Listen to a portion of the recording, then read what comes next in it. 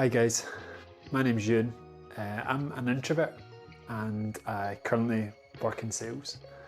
So you may think that introverts are not stereotypical salespeople, but I'm here to tell you today how to sell as an introvert.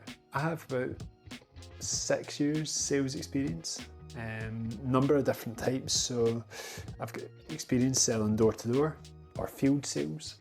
I've got experience in managing accounts, and I've also got experience developing business as well. Let's start off with field sales, door-to-door sales. In some of my days going door to door, I would basically get told no one here can answer your questions. So one of the key tricks to door is know who you're looking for as well. So say you're selling to a coffee shop, you're going to sell your new brand of coffee to the coffee shop. When you run into the coffee shop, you're greeted by the barista, who you try to ask questions about buying their new coffee, but ultimately that barista cannot make the decision to buy your coffee over the next coffee as well. You need to find who can make that decision. Sometimes it will be the manager, sometimes it will be the owner, or sometimes it's set at a head office level. So if there's multiple coffee shops, like Starbucks, that'll be done on a much bigger scale.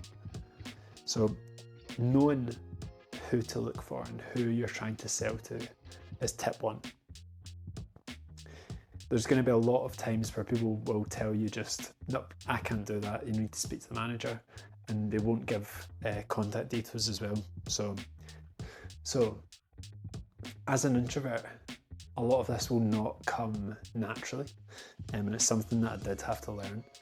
Step 2 is to research as well.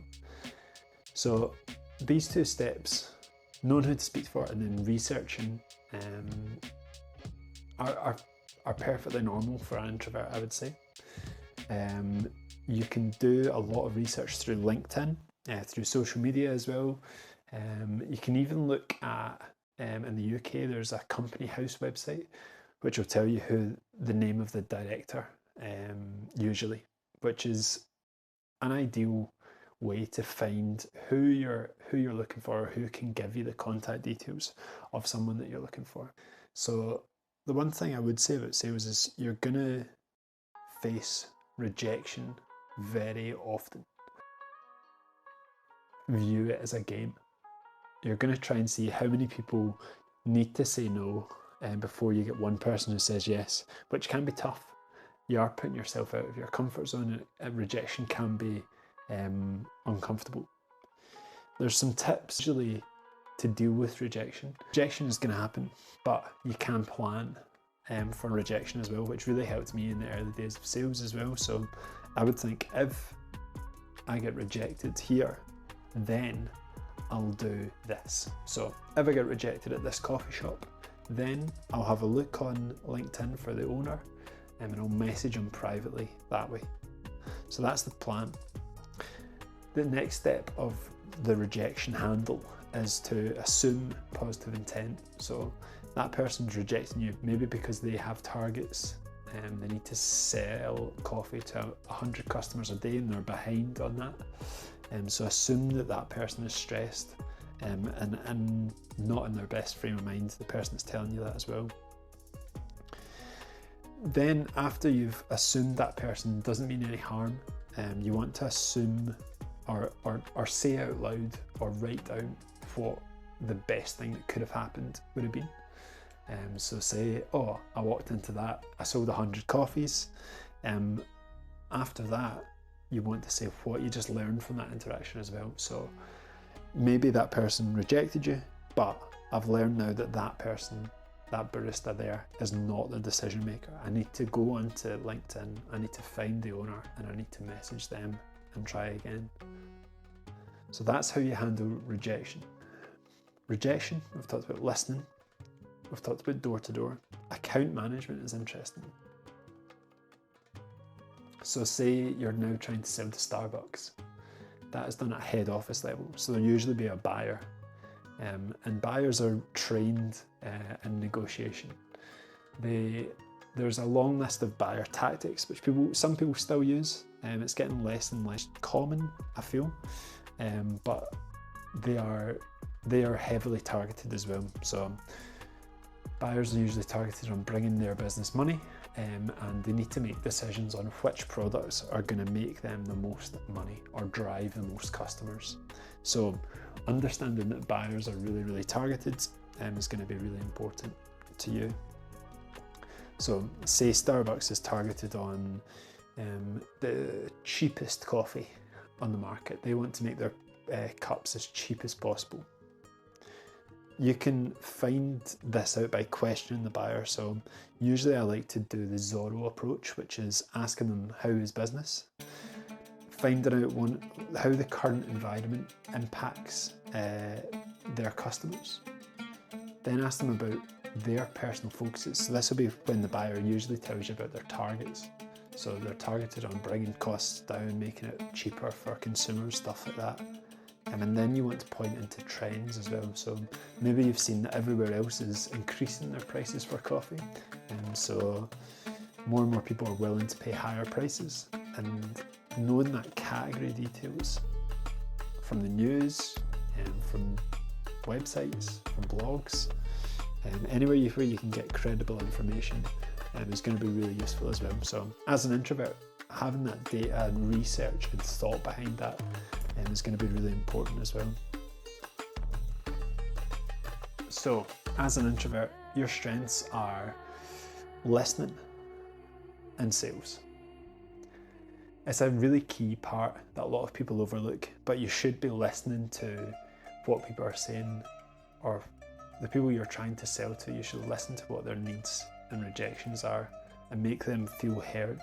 That is the most important part of sales, as being an introvert, is make that person feel heard, make them feel like you understand, and try and use that to your advantage. So for example, if someone says, I'm not too sure about that, you don't want to push. Don't push, just go, okay, not sure about it, why? You want to try and get more information rather than push the sales on people. So listen is the key tip for an introvert. Use that listening knowledge or power to your advantage. One of the things we've not talked about is business development, so creating new customers for companies.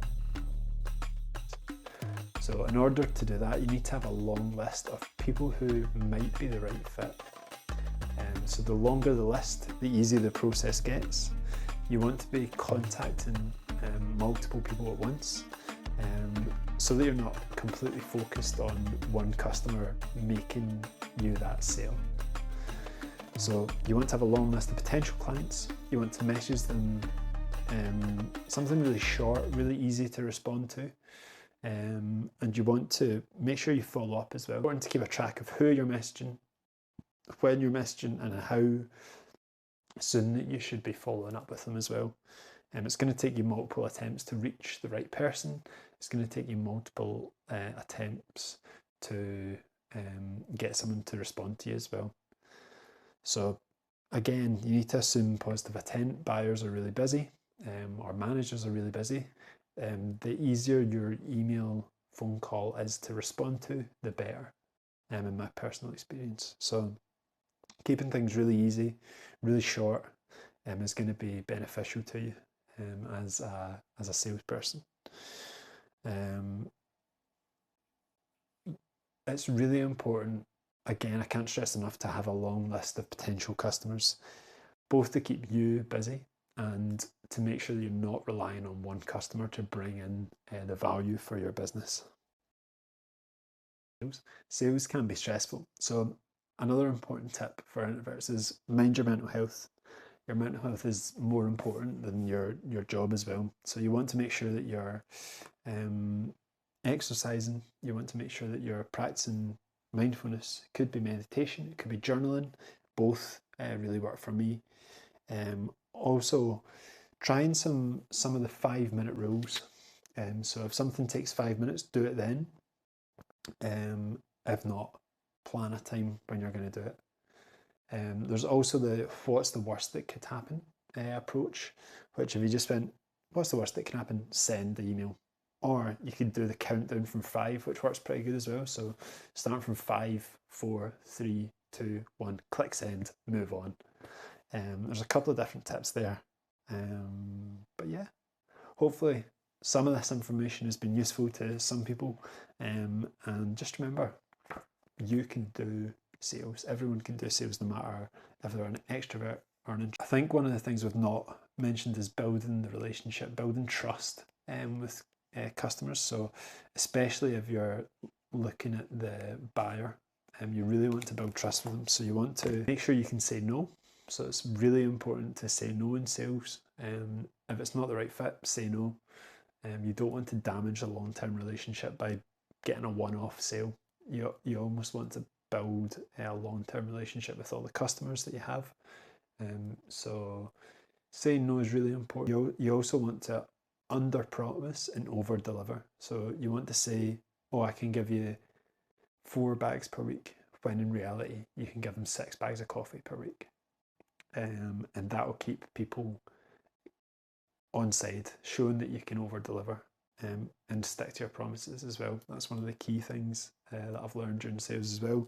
As long as you keep to what you say you're going to do, business happens. If you like this video, there's some other useful tips. Here's 7 books that changed my life, which is a really fun video that I found earlier. And it has some really useful tips that correlate between sales and mental health and stuff like that as well. So check that out if you want. If not, I'll catch you in the next one.